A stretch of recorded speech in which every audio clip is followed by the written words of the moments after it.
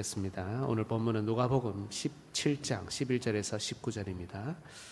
오늘 저와 여러분 한 절씩 교독할 때 본문의 내용을 잘 이해하기 위해 차근차근 잘 읽어 보시면 좋겠습니다.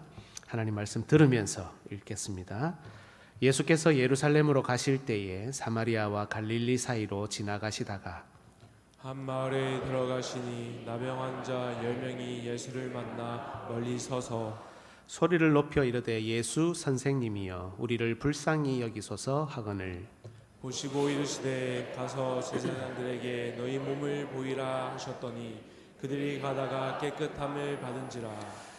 그 중에 한 사람이 자기가 나은 것을 보고 큰 소리로 하나님께 영광을 돌리며 돌아와 예수의 발 아래 엎드려 감사하니 그는 사마리아 사람이라. 예수께서 대답하여 이르시되 10사람이 다 깨끗함을 받지 아니하였느냐? 그 9은 어디 있느냐?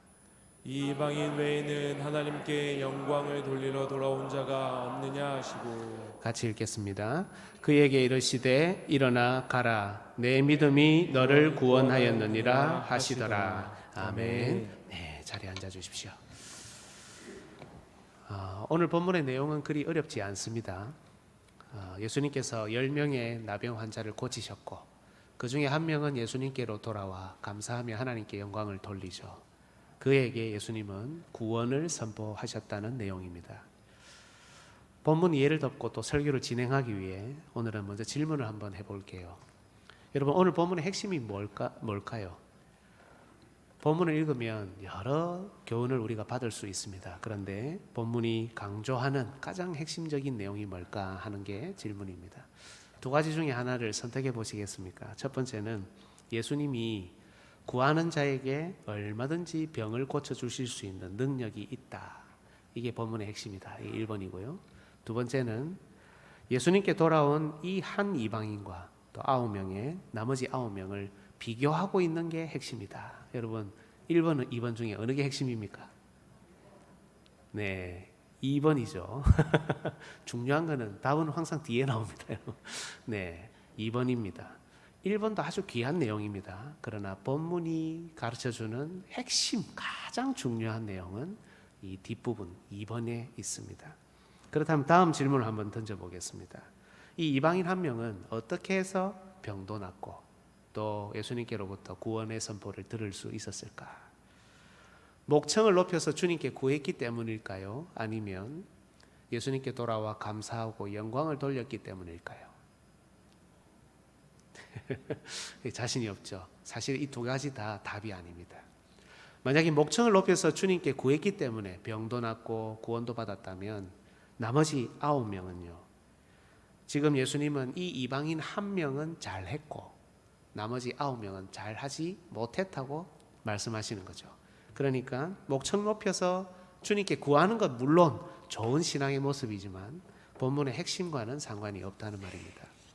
또 예수님께 돌아와 감사하며 하나님께 영광을 돌렸기 때문에 예수님으로부터 구원의 메시지를 들었다라고 한다면 우리와 비교해 보면 쉽잖아요. 우리가 하나님께 감사해서 구원받았습니까? 아니죠.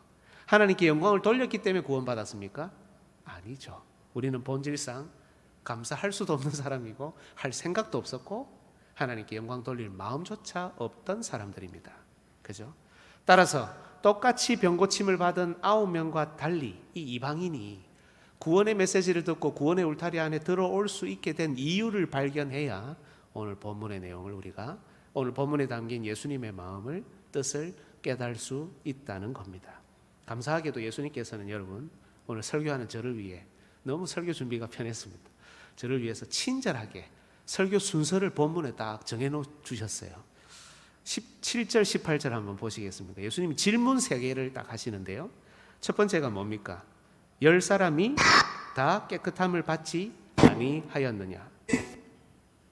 방송실에 뭔가 마이크가 나오는 것 같습니다. 요거는 제가 이야기를 해드려야 될 것 같고. 네, 다시요. 10사람이 다 깨끗함을 받지 아니하였느냐? 이렇게 되어 있고, 두 번째는 그 9은 어디 있느냐? 그죠? 세 번째는 어떻습니까? 이 이방인 외에는 하나님께 영광을 돌리러 온 자가 없느냐? 여러분 잘 보시면 이 질문 3개는 오늘 본문 전체의 내용을 요약해 놓은 것과 똑같습니다. 그래서 오늘은 이 질문 세 가지를 순서대로 따라가면서 성령께서 우리 교회에 주시는 하나님의 말씀을 듣도록 하겠습니다. 오늘은 주제를 먼저 말씀드리지 않고요. 오늘 주제는 저 설교 뒤에 있으니까 잘 들어보시고 겸손한 마음으로 설교를 잘 따라오시면서 또 하나님께서 주시는 마음을 깨닫기를 주님의 이름으로 축복합니다. 첫 번째 질문, 10사람이 다 깨끗함을 받지 아니하였느냐? 한번 같이 한번 읽을까요? 시작. 10사람이 다 깨끗함을 받지 아니하였느냐? 여러분, 오늘 본문은 이렇게 시작합니다. 11절을 보십시오. 예수께서 예루살렘으로 가실 때에 사마리아와 갈릴리 사이로 지나가시다가, 예수님께서 예루살렘으로 가실 때에, 일전에 한번 말씀드린 적이 있는데요. 누가복음은 예수님이 죽으시기 위해서 작정하고 예루살렘에 올라가시는 이 여행길을 길게 소개합니다. 9장 31절을 한번 보십시오. 영광 중에 나타나서 장차 예수께서 예루살렘에서 별세하실 것을 말할세. 변화산 사건입니다. 여기 별세라는 이 단어가 여러분, 우리 그 성경의 출애굽기를 죄송합니다. 영어로 하면 엑소더스입니다. 근데 이게 헬라어에서 왔는데 이 별세라는 단어가 엑소더스입니다. 그러니까 물론 탈출이라고 번역하면 되지만은 예수님은 지금 예루살렘에서 출애굽하시기 위해 올라가시는 겁니다. 예루살렘이 아니고 뭐라고 말하는 겁니까? 그러면 애굽이라고 표현하는 거죠. 그죠? 출애굽할 때는 혼자서 출애굽하지 않지 않습니까? 나오지 않지 않습니까? 모세가 백성들을 이끌고 나왔던 것처럼 예수님도 예수님을 믿는 백성들을 이끌고 애굽이 된 예루살렘에서 탈출하시기 위해 이렇게 작정하시기로 결심합니다. 그래서 애굽으로 지금 예루살렘이지만 사실은 영적으로 애굽으로 들어가시는 내용입니다. 그래서 9장 51절을 보면 이렇게 되어 있습니다. 같이 한번 읽겠습니다. 시작. 예수께서 승천하실 기약이 차감해 예루살렘을 향하여 올라가기로 굳게 결심하시고, 네, 예루살렘을 향하여 올라가기로 굳게 결심하고, 그래서 예루살렘으로 가는 이 길은 예수님이 죽으러 가시는 길입니다. 동시에 예수님이 데리고 출애굽하실 백성들을 모으는, 이렇게 데리고 가시는 그런 여행길입니다. 그렇다면 여러분, 이 길 가운데 누가 예수님을 더 잘 받아들이고 누가 더 예수님을 잘 거부하는지 여러분 이걸 살펴볼 필요가 있는데요. 놀랍게도 예수님을 더 잘 받아들이는 사람들은 연약한 자들입니다. 병자들, 여인들, 천대받고 멸시받는 세리와 창기들, 이방인들이 예수님을 더 잘 받아들이고, 반대로 유대인들은 예수님을 점점 더 거부해 갑니다. 이 대조가, 이 비교가 이 여행길에 쫙 펼쳐져 있습니다. 여러분, 그래서 누가복음에는 이렇게 예수님을 영접하고 받아들이고 은혜를 누리는 연약한 사람들의 이야기가 많이 나오는데요. 독특하게도 누가복음에만 나오는 연약한 사람들이 많습니다. 누가복음의 관심이 거기에 있다는 뜻입니다. 마태, 마가, 요한복음에는 안 나오는 이야기가 누가복음에는 제법 있습니다. 다 연약한 자들의 이야기입니다. 그리고 반대로 유대인들 중에 예수님을 거부하는데 누가복음에만 나오는 사람들도 있습니다. 당연하겠죠. 이 비교 대조가 있으니까요. 여러분 한번 쭉 살펴보면 좋을 텐데요. 화면을 한번 봐주십시오. 누가복음에만 나오는 유대인 연약한 자들의 이 대조, 이걸 한번 보겠는데요. 누가복음 10장에 보면 선한 사마리아인 비유가 나옵니다. 여러분 잘 아시죠? 사마리아인입니다. 모범이 되는 사람은 사마리아인입니다. 유대인이 아닙니다. 그 다음에는 바로 마리아와 마르다 이야기가 나오는데요. 여인들이죠. 예수님을 영접하고 말씀을 듣는 사람들은 강한 사람들, 남자들이 아니라 여인들이었습니다. 누가복음에만 있는 내용입니다. 누가복음 12장에는 부자 비유가 나옵니다. 어떤 사람이 와서 내 형제와 유산을 나누도록 좀 이야기해 주십시오 하니까 예수님이 부자 비유를 말씀하시죠. 곡식이 많고 막 재물이 많은 사람이 곡간을 더 크게 짓고 내가 여기 다 저장하고 이제 내가 인생을 즐겁게 살고 편안하게 누리겠다 하니까 하나님이 오늘 밤 내가 네 영혼을 데려가면 이게 무슨 소용이 있노? 이 어리석은 자야 하는 그 비유입니다. 문맥을 살펴보면 유대인입니다. 누가복음 13장에는요. 18년간 귀신 들려서 꼬부라진 채로 펴지 못하는 여인을 고치는 장면이 나옵니다. 누가복음에만 있습니다. 누가복음 14장에는 수종병 든 사람을 고치시는 내용이 나옵니다. 이 수종병 뭔가 싶어 찾아보니까 몸이 이렇게 붓는 병이더라고요. 수종병자가 나옵니다. 그리고 잔치의 높은 자리, 낮은 자리 비유가 있는데요. 잔치의 높은 자리에 가서 앉지 마라. 더 높은 사람이 와서 주인이 너 좀 내려가라. 더 높은 사람 여기 앉아야 되니까. 그것보다 낮은 자리에 있다가 주인이 올라와서 앉아라 하는 게 더 낫지 않느냐. 문맥을 살펴보면 높은 자리에 먼저 앉아 있는 사람들은 바리새인들입니다. 예수님이 그들을 책망하시면서 하시는 내용입니다. 누가복음 15장에도 또 누가복음에만 나오는 내용이 있습니다. 잃은 드라크마를 찾는 여인의 비유, 탕자 비유, 잃은 아들 찾는 비유죠.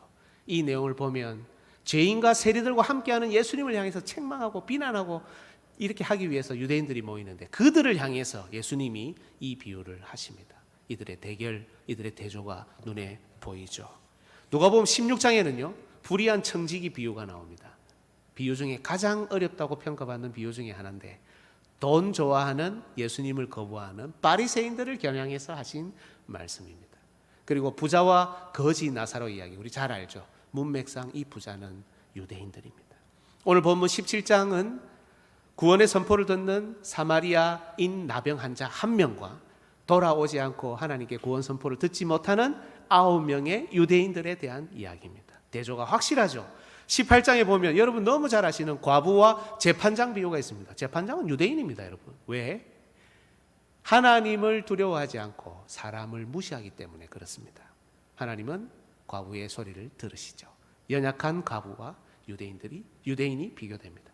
바리새인과 세리의 기도 비유가 있습니다. 곧 이어서는 여러분 누구 기도를 하나님 들으십니까? 세리의 기도를 들으시죠. 그죠? 명백하게 이런 대조가 이 누가복음에만 나오는 내용으로 쫙 펼쳐져 있습니다. 마지막 누가복음 19장에는 삭개오가 등장하죠. 이미 우리가 설교를 통해 살핀 내용입니다. 9장에서 19장까지 예수님의 이 긴 여행이 나오는데 그 가운데 예수님이 모으시고 예수님이 은혜 주시고 예수님을 영접하는 사람들은 죄다 하나같이 연약한 자들, 힘없는 자들, 어린 자들이고 예수님을 거부하는 사람들은 유대인들입니다. 이렇게 연약한 자를 모으는 여행길에 있기 때문에 우리는 오늘 본문에서도 방금 살폈던 대로 예수님이 찾으시는 사람이 있을 거라는 기대를 할 수가 있죠. 아니나 다를까 사마리아와 갈릴리 사이를 지나 어느 마을로 들어가셨는데 10명의 나병 환자가 예수님을 기다리고 있습니다. 이미 말씀드린 대로 한 명은 이방인, 나머지 9명은 유대인입니다. 비록 언급은 없지만 유대인이 확실합니다. 멀쩡하다면 같이 있을 수 없는 이 유대인과 이방인이 지금 나병이라는 이 언약의 저주 때문에 함께 생활을 하고 있습니다. 나병 환자들은 사실 마을 밖에 격리되어야 합니다. 제사장으로부터 부정하다고 판정을 받았기 때문입니다. 절대 다른 사람과 접촉하면 안 됩니다. 이스라엘 중에는 그 누구도 그들을 가까이 할 사람이었고 도울 수도 없습니다. 그들 역시 그 누구에게도 도움을 요청할 수 없습니다. 도와주려면 가서 접촉해야 되는데 그럴 수 없기 때문이죠. 이 질병이 낫지 않는 이상 그들은 그 누구와도 만날 수 없고 교제할 수 없고 도움조차 받을 수 없습니다. 이 언약의 저주 때문에 이들은 지금 마을 안에 들어오신 예수님께 나아가지 못하고 그저 멀리 서서 소리치고 있습니다. 오늘 보면 12절 끝부분을 보십시오. 예수를 만나 멀리 서서, 그죠? 그래서 외칩니다. 예수 선생님이여 우리를 불쌍히 여기소서. 여러분 학자들은요 이 예수님을 향해서 간구한 이들의 믿음이 어느 정도였는지를 고민합니다. 여러 견해들을 내놓습니다. 제 생각에는 아마도 이들이 사용한 용어, 우리 보통 주님이라고 해야 된다는 거 알고 계시잖아요. 근데 뭐라고 부릅니까? 예수 선생님이요. 이 용어 때문이 아닐까 하는 생각 들고요. 그리고 결국 예수님께 칭찬 들은 사람은 예수님께 돌아온 한 명밖에 없는데 10명이 다 같이 부르짖었잖아요. 그러니까 이 한 명만 칭찬 들었으니까 이 9명의 믿음이 컸는지 작았는지 이에 대한 고민을 하고 여러 견해들을 내놓습니다. 그러나 여러분, 이들은 예수님의 말씀을 듣고 순종하여 제사장에게로 갔습니다. 몸을 보이려고. 따라서 이들에게는 적어도 우리 예수님이 그들의 병을 고쳐주실 것이라는 확신은 있었습니다. 그것이 큰 믿음이었든 적은 믿음이었든 도의 초보적인 믿음이었든 성숙한 믿음이었든 말입니다. 아마도 이들은 간절히 소리쳤을 겁니다. 겪고 있는 이 심각한 육신의 질병은 눈앞에 나타난 소문으로만 듣던 예수님께 목청 높여서 간절히 소리치게 했을 것입니다. 여러분이 그 상황에 한번 대보십시오. 정말 해결할 수 없는 문제, 육신의 질병, 경제적인 문제, 여러 가지 문제가 있는데 지금 그 능력 많다는 예수님이 지금 저 앞에 와 계신다면 여러분 이 기회 한번 잡으면 해결할 수 있다면 여러분 소리치지 않겠습니까? 주여, 선생님이요, 그 누구든지 간에 누구든지 소리 지를 수 있지 않겠습니까? 예수 선생님이요, 우리를 불쌍히 여기소서. 그런데 예수님께서 이들의 목소리를 들어주셨습니다. 여러분, 믿음의 정도가 어떠하든지 간에 우리 예수님께서는 우리의 부르짖는 소리를 들으십니다. 우리 대제사장은 자신을 향해 부르짖는 자들의 연약함을 동정하지 못하는 분이 아닙니다. 네 믿음의 크기를 보여라. 만약 그게 크면 내가 네 기도를 들어줄게. 이렇게 흥정하는 사업가가 아닙니다. 예수님은 기분 따라서 마음대로 결과를 내어놓는 폭군이 아닙니다. 우리가 유대인이든 이방인이든 믿음이 크든 적든 예수님에 대해 제대로 깨달았든 깨닫지 못했든 성숙한 신앙인이든 도의 초보에 머물러 있든 믿음의 크기가 정말 어떠하냐에 관계없이 우리 주님께서는 언제나 자신을 향해 부르짖는 연약한 자들의 외침을 반드시 들으신다는 겁니다. 어려움을 만난 자들에게 피할 길을 주시고 육신으로 영적으로 지치고 피곤한 영혼들을 돌봐주시는 분이 우리 예수님입니다. 하나님의 은혜는 우리가 받을 근거가 있기 때문에 주어지는 게 아니라 오직 하나님의 자비로우신 뜻 때문이기 때문입니다. 사랑하는 여러분, 혹시 우리 중에 믿음이 연약한 분이 있습니까? 목사님, 저는 믿음이 약해서 하나님이 안 들어주실지도 모릅니다. 믿음이 약해서 기도하지 못합니다. 한때 믿음이 좋았지만 지금 혹시 낙심한 분이 계십니까? 자신과 타인에게 실망하여 누구에게라도 말하지 못하는 분이 계십니까? 여러 신앙의 갈등으로 눈물을 흘리는 분이 있습니까? 육신의 여러 질고와 어려움으로 인해 고통 중에 계신 분이 있습니까? 우리 주님 앞에 나오십시오. 그리스도는 믿음이 좋은 자들만 돌보시는 분이 아닙니다. 그들의 목소리만 경청하시는 분이 아니라는 말씀입니다. 비록 믿음이 부족하고 여전히 도의 초보에 머물러 있는 우리지만, 그리고 때론 가까이 할 수 없어서 멀리 주님으로부터 서 있기도 하지만 우리 주님은 여전히 주님을 찾고 부르짖는 우리의 연약한 목소리를 반드시 듣고 돌보시며 우리를 다시 일으켜 세우기를 원하는 분이십니다. 우리 주님은 그런 분입니다. 그래서 예수님은 이들에게 가서 제사장들에게 너희 몸을 보이라 이렇게 말씀하십니다. 여러분 이상하죠? 즉시 나을지어다 이러면 듣기도 좋고 보기도 좋고 권위도 있어 보이고 얼마나 행복합니까? 그럼 딱 끝나지 않습니까? 그런데 제사장들에게 가서 몸을 보이라 이런 아리송한 말씀을 하실까? 앞서 제가 나병 환자를 처리하는 규례를 간략하게 소개해 드렸는데요, 제사장들이 이 나병에 관한 모든 판정을 담당합니다. 특히 이 병에서 나았을 때 그 과정을 보면 상당히 복잡하고 까다롭습니다. 여러분, 하나님 나라는 정말 자비롭고 은혜로운 나라지만 한 번 부정하게 된 것을 다시 언약간으로 성급하게 받아들이지는 않습니다. 왜냐하면 이 하나님 나라는 거룩한 나라이기 때문입니다. 나았다는 판정을 받아도 질서 있는 방식으로 정결의식을 길게 행합니다. 짐승의 피와 물, 식물, 나무, 실 같은 것들을 동원하고 준비하여 옷을 빨고 털을 밀고 몸을 씻을 뿐 아니라 바깥에 다시금 일정 기간 머물렀다가 돌아옵니다. 여기에 더해서 번제, 소제, 속건제, 속죄제 5개 중에 4개를 다 이 복잡한 제사를 다 드린 후에야 죄사함을 받고 안으로 들어올 수 있습니다. 그리고 이 모든 판정과 정결의식을 주관하는 사람이 제사장입니다. 즉 예수님께서 가서 제사장들에게 너희 몸을 보이라 하신 이 말씀은 너희가 반드시 나을 것이니 가서 판정을 받고 모든 과정을 거쳐라, 이런 의미의 다른 표현입니다. 너무 고통 속에 있었기 때문에 예수님이 마지막 희망이어서 그랬을까요? 놀랍게도 이들 모두는 이 말씀을 확신했습니다. 낫게 해주시지도 않았는데 확신했습니다. 그래서 예수님의 이 말씀에 순종하여 모두가 제사장을 찾아 떠났습니다. 출발했습니다. 놀랍게도 이런 연약한 자들, 이 연약한 자들의 이 신락 같은 믿음, 큰 믿음은 아니었을 것 아닙니까? 어쩌면 믿음이라고 보기 어려운 수준이었을 거 아닙니까? 그런데 이 신락 같은 희망, 치유의 은혜를 허락하셨습니다.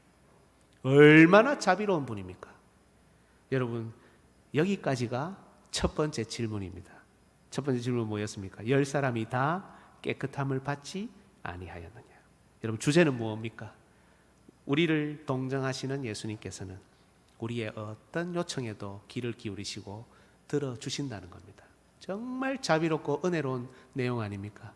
그런데 문제는 바로 여기서부터 출발합니다.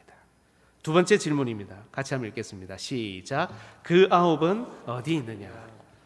우리의 연약함을 돌보시는 영원한 대제사장이신 예수님의 말씀대로 이들은 가는 도중에 깨끗함을 받았습니다. 누가 그러더라고요. 원거리 치료라고. 맞습니다.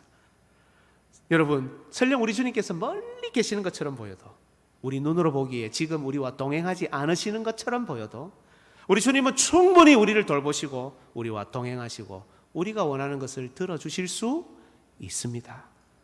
그런데 여러분, 이런 놀라운 기적이 나타난 후에 이 9명은 갑자기 사라집니다.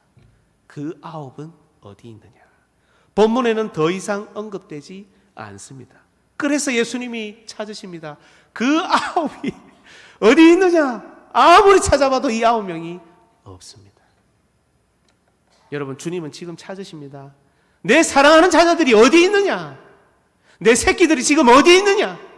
나에게 돌아와야 할 자들이 지금 어디 있느냐? 10명 중에 그 9 어디 있느냐? 여러분, 그렇다면 이 9명 도대체 어디 있었을까요? 이들은 본문 속에서 사라졌지만 여러분, 우리는 이들이 지금 어디 있는지 짐작할 수 있죠. 어디에 있습니까? 이들은 지금 예수님께로 돌아가지 않고 누구에게로 갔습니까? 제사장들에게로 갔습니다. 뭐 하려고 갔습니까? 깨끗하다는 판정을 받으려고 갔습니다. 모든 복잡한 정결의식 다 마무리하고 그들 가정으로, 그들 삶의 현장으로, 그들 공동체로 돌아가려고 제사장들에게 어서 빨리 간 겁니다. 이 절차가 꽤 복잡하고 이 과정도 꽤 시간이 걸린다고 하지 않았습니까? 게다가 이들은 아마도 꽤 오랫동안 격리되어 있었던 것으로 보입니다. 얼마나 돌아가고 싶었겠습니까?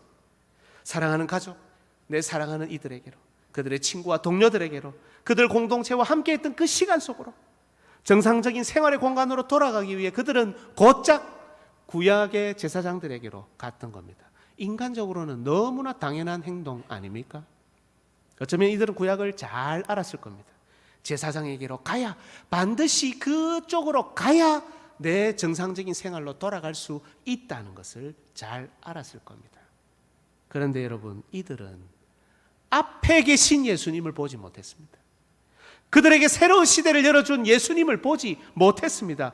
빈곤할 때, 가장 어려울 때, 아무도 도와줄 사람이 없을 때, 심지어 예수님도 멀리 계셨을 때, 그들 눈에 보이고 또 그들이 보았던 예수님을 풍요가 찾아오고 위기가 해결되고 고난이 마무리되자 이 예수님이 눈에 보이지 않습니다. 그저 과거 좋았던 시절, 행복했던 시절만 눈에 보입니다. 그 시절로 돌아가고만 싶습니다. 그러나 여러분, 이 마음은 이해가 되지만 방금도 말씀드렸듯이 이것은 그저 헛된 영광입니다.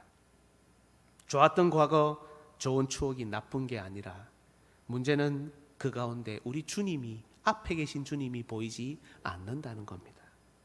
그 시절의 제사장을 비롯한 그 누구도 이들의 요구를 들어줄 수 없었고 도와줄 수 없었고 이들을 고쳐줄 수 없었는데 이들은 바로 그 시절로 다시 돌아가는 길을 택했던 것입니다. 여러분, 이 모습 어디서 많이 보지 않았습니까?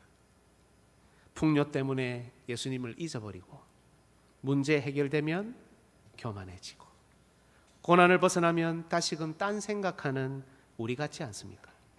기도 응답 받고 나니 무너지고 은혜 받고 나면 죄 짓는 우리 모습 아닙니까? 내 눈앞에 예수님이 계시고 이 예수님과 함께 새로운 시대, 새로운 미래, 우리 앞을 향해서 달려가야 하는데 과거에 좋았던 시절 자꾸 떠올리며 한탄하고 원망하는 출애굽한 이스라엘 백성과 같은 우리의 모습이 아닙니까? 신앙의 친구도 온데간데 없습니다. 이들은 비록 나병 환자였지만, 저주 가운데 있었지만, 유대인과 이방인이 함께 사는 저주 가운데서의 새로운 은혜를 누리고 있었습니다. 그런데 풍요가 찾아오고 기도 응답을 받자 함께했던 친구, 동행했던 동료에 관한 생각은 전혀 나지 않습니다. 그래서 이들은 그들을 위해 아무것도 하지 못했고 아무것도 할 수 없었던 옛 제사장들에게로 돌아갔습니다. 이것이 그들에게 구원이 선포되지 못했던 이유입니다. 여러분, 여기까지가 우리 예수님의 두 번째 질문이죠. 주제는 뭡니까? 참 제사장이신 예수님을 떠나 옛 제사장에게로 가는 자들은, 앞을 향해 가지 못하고 뒤를 향해 돌아가는 자들은 결코 구원의 선포를 들을 수 없다는 겁니다. 여러분, 기억하십시오. 때론 우리 주님께서는 멀리 계신 것처럼 보입니다. 하지만 주님은 언제나 말씀으로 우리와 함께 하시고, 이 말씀이 우리의 연약한 간구, 연약한 기도 소리를 듣고 풍요로움을, 은혜를 허락하고 위기 해결을, 고난 방면을 허락하십니다. 그러나 이때가 위험한 순간입니다. 이 풍요가, 이 은혜가, 이 해결이 그저 우리를 과거로 인도하고 좋았던 순간으로 돌아가는 통로가 된다면 아무 의미가 없습니다. 이것은 우리에게 아무것도 해줄 수가 없습니다. 미래로 나아가지 못하게 합니다. 따라서 우리는 언제나 예수님께로 나아가야 하고 예수님이 걸어가시는 길에 동행해야 합니다. 예수님이 가시는 길 반대로 뒤로 돌아가는 것이 아니라 예수님 가시는 길에 동행하는 걸음을 내딛어야 한다는 겁니다. 이제 우리는 마지막으로 이 길에 동참하는 사마리아인을 만납니다. 세 번째 질문 무엇입니까? 같이 읽겠습니다. 이 이방인 외에는 하나님께 영광을 돌리러 온 자가 없느냐. 여러분, 놀랍게도 그리고 감사하게도 10명 중에 전부 다 간 게 아니고 한 명, 예수님이 맺으신 열매, 이 10명 중에 한 명, 이 10분의 1, 이 11조가 다시 돌아왔습니다. 이 사람은 이방인입니다. 사마리아 사람입니다. 9명의 언약 백성은 하지 못하는 일을 했습니다. 예수님의 발 앞에 엎드려 감사했습니다. 큰 소리로 하나님께 영광을 돌렸습니다. 그리고 예수님께서는 병고침을 넘어 자기에게 돌아와 감사하고 하나님께 영광을 돌리는 이 사마리아 사람에게 일어나 가라, 내 믿음이 너를 구원하였다, 이렇게 선포하셨습니다. 언뜻 보기에 돌아와서 감사하고 하나님께 영광을 돌렸기 때문에 이런 구원을 맛본 것으로 보입니다. 하지만 앞서 살폈던 대로 감사와 영광은 귀한 신앙의 반응이지만 결코 구원의 조건은 될 수 없습니다. 그렇다면 이 이방인이 구원받은 이유가 무엇입니까? 단순하지만 여러분, 예수님께 돌아왔기 때문입니다. 어렵지 않습니다. 예수님께 돌아왔기 때문입니다. 그가 돌아가야 할 곳이 예수님이라고 믿었기 때문입니다. 그가 그 길을 가서 부정으로부터 최종적으로 벗어나야 할 곳이 옛 제사장들이 아니라 참 제사장이신 예수님이라는 사실을 알았기 때문입니다. 예수님의 말씀을 따라 제사장들에게 가던 길에 이들은 나음을 입었습니다. 여러분, 지금이야 약이 좋으니까 이 한센병에 걸리는 사람도 적고 치료도 얼마든지 가능합니다.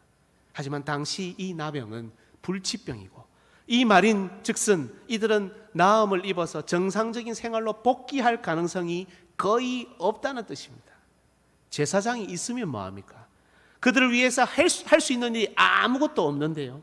그러나 제사장에게로 가는 도중에 자비로우신 하나님의 기적이 일어났습니다. 예수님의 말씀 때문에요.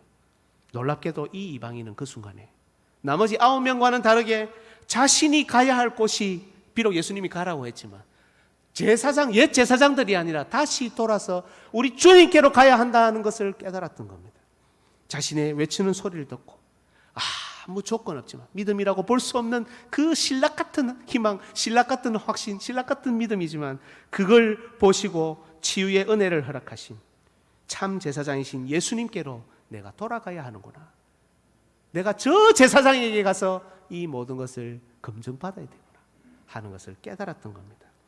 우리는 그가 어떻게 예수님에 관한 지식이 있었는지 알 길은 없습니다.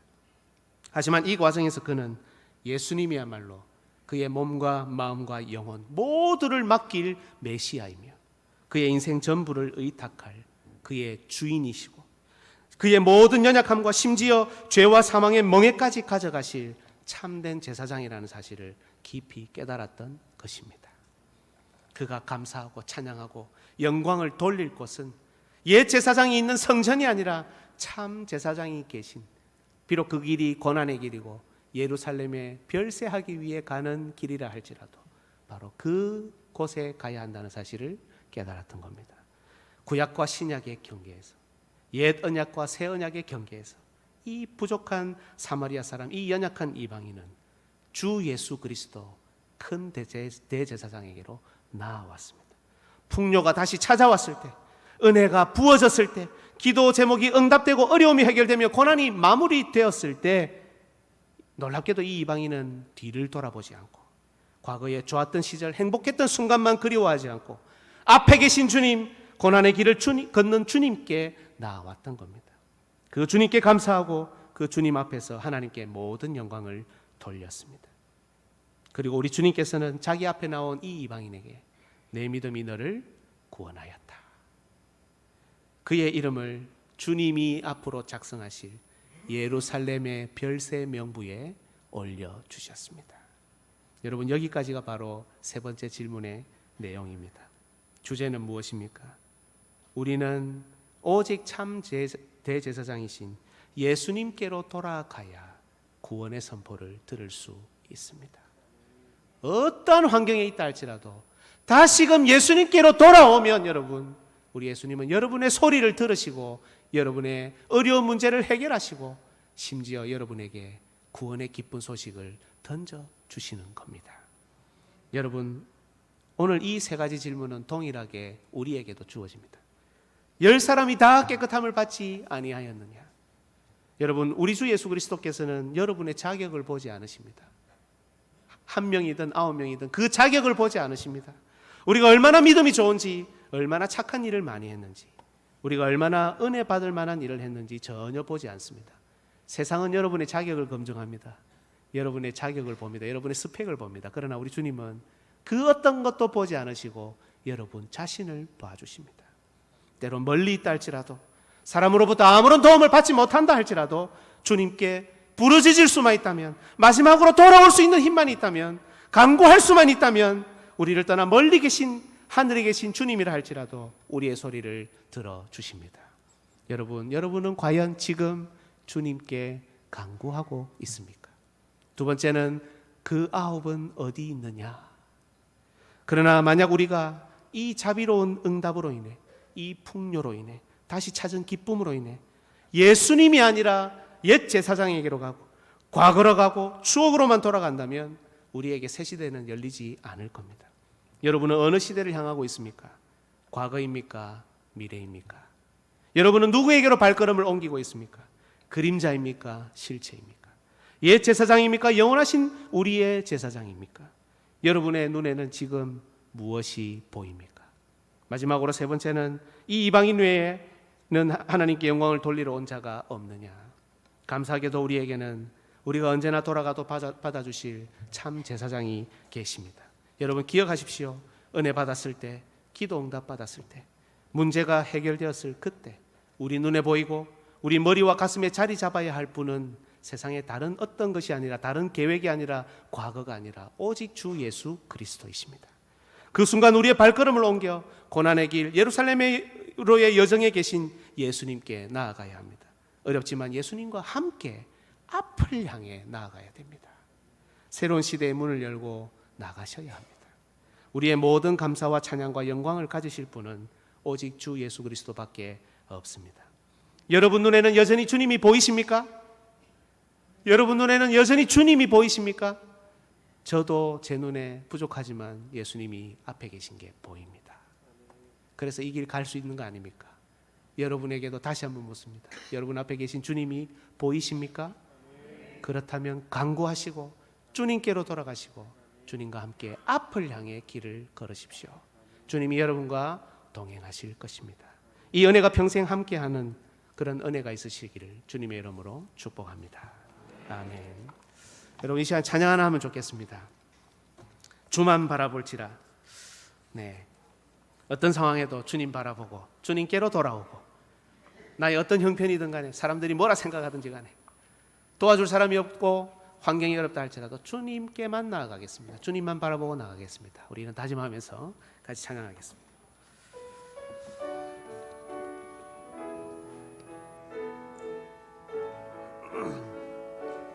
하나님의 사랑을 사모하는 자, 하나님의 평안을 바라보는 자, 너의 모든 것 창조하신 우리 주님이 너를 얼마나 사랑하시는지 하나님께 찬양과 경배하는 자, 하나님의 악보 한번 부탁합니다. 힘을 다 너의 모든 것 창조하신 너의 모든 것 우리 주님이 너를 찬양. 우리 손을 뻗어서 서로를 축복하면서 찬양하겠습니다. 하나님이 여러분을 보시고 우리가 하나님을 봅니다. 하나님 사랑의 눈으로 너를 어느 때나 바라보시고,